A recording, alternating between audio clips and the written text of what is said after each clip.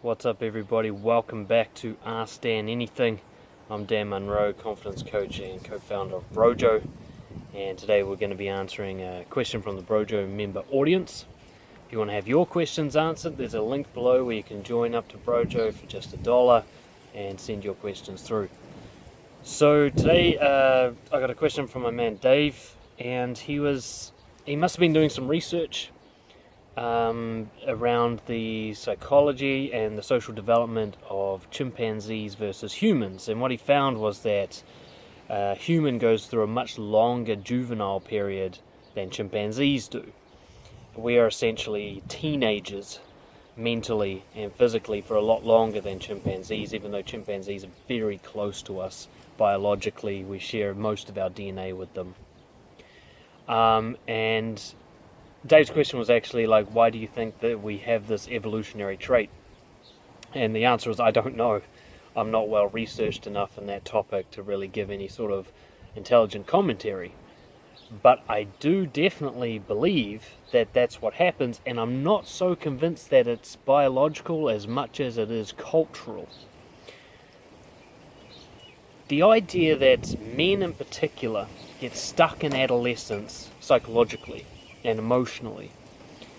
There's a great book called Radical Honesty by Dr. Brad Blanton, and he actually uses honesty as a measure of this kind of traumatic freeze that we go through where we get stuck mentally in a former age and we don't develop out of it. Now, what does it mean to be stuck in adolescence?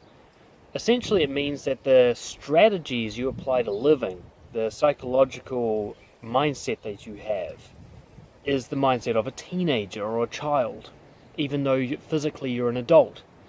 And when you think about it like that and you look around, you'll see it everywhere. We are surrounded by adults with the minds of children or the minds of teenagers. And I don't mean this in terms of like intellectual disability. I mean this in terms of social strategy. For example, as a child, I developed a people-pleaser strategy. I became scared of confrontations for some reason, and my strategy to deal with that was to keep everybody happy. It's a very childish strategy. Very simple, very rudimentary, and very inaccurate. It was not the best way to make my life happy. It just worked for me at that time with the tools I had at the time. That's how a child solves a problem. Keep everyone happy, and then I don't have to worry, right? Now, when I was 25, I was still using that strategy. That is a child strategy being used by an adult. Okay? An adult strategy is to realize, basically, fuck everyone. If they don't like me, they can move on with their lives. I need to like me, so I'm going to live with integrity. That is a more complex, more rational, experienced, mature strategy that adult psychology comes up with, right? So when you look at the way people live their lives, and I'm going to speak particularly about men and guys with nice guy syndrome, what you're seeing is people applying a strategy that kept them safe when they were younger and traumatized. What is trauma? Trauma is simply a really painful emotional event. It can happen in a series of small events like being bullied every day at school, or it can be a one-off massive traumatic event like witnessing a parent die. What happens with trauma is that the brain is so confused and so distraught about the emotions that occur at the time that developmentally it kind of freezes. I'm getting blinded by the sun here. So when somebody's traumatized, what it means is that at least in certain areas of their life, they're still stuck at that age where the pain occurred. Okay, the wounded inner child, it's sometimes referred to. They're still in that mindset, and they're still using that strategy.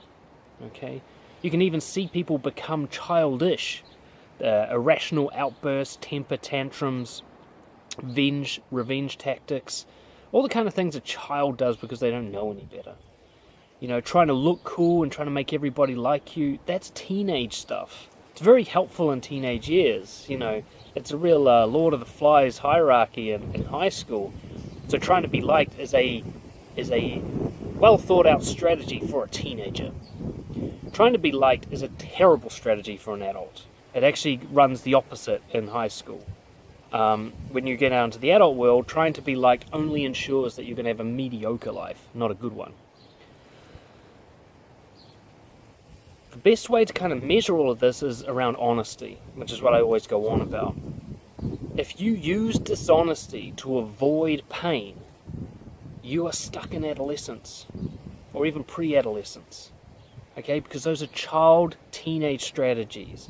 Deception and lying is a helpful tool that we learn when we're very young to keep ourselves safe, okay?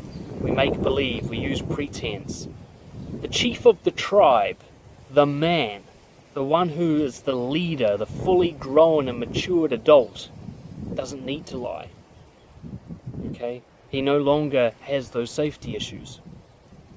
So if you use any form of deception to change the way people think of you, to make them think better of you than what you imagine they would think were they to meet the real you, then at some point you were traumatized into believing that you're unsafe, and you're still using that traumatic strategy.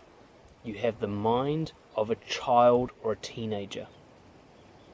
When you come to accept this, you'll realize that's why you don't feel like a man. It's why you feel like a boy. It's one of the greatest painful revelations that we have as we become adults, is we don't feel like adults. When we're a kid and we look up to adults, they seem to have all their shit sorted, they seem to be smart, they seem to be strong, they seem to be wise, and we figure, well, that's what we're transitioning into. When I was a young teenager, I'd look at my teachers or my parents, I'd figure, they're my next stage of evolution. But as I got into my 20s, I'm like, fuck, I don't feel any different. I'm still scared of everything, I'm still silly. I'm still immature. I can feel it in my brain. I can feel it, I can see it through my sense of humor. I can see it through the decisions I make. I can see it through the terrible decisions I make. The shitty job that I do, the way I skip out on exercise and nutrition, the way I just do what feels good rather than doing what's right. That's how a teenager acts. And I could see myself acting as a teenager, and it bothered me. It's like one of the greatest secrets that many adults keep is that they don't feel like adults. They're trying to raise children and pretend to their children that they know what the fuck's going on, but they don't. They're scared that one day the child will reveal, their child will realize that their parents don't know what the fuck they're doing. That they're just as lost, even more lost than the child. The child even has more sense of direction often than their parents. So those are my thoughts on that. One of the reasons that a lot of men are kind of turning to self-development, thankfully, at this time, is because they're starting to realize there's still boys up here. And boys make silly decisions. This is the reason teenagers aren't given much power. Because if they were, they would fuck everything up. Because they're ridiculous, right? I was ridiculous as a teenager, and that's the right time to be ridiculous. Look at Donald Trump, or Hillary, if you hate her. Whichever one you don't like. Look how adolescent they are. Did you ever see their debates? That was two teenagers trying to win an argument. Right? Trump's in his fucking 70s or something now. He's still a child. He's not the only one. There's millions of us. We haven't grown up because of the way our culture is these days. Before we get stuck in these traumas and we don't process them properly, and we don't grow up mentally. We don't learn what our values are. We don't learn to live with integrity. We're surrounded by other boy childs out there dressed as men, I don't really have a solution to this other than honesty. Honesty is what rescued me from boyhood.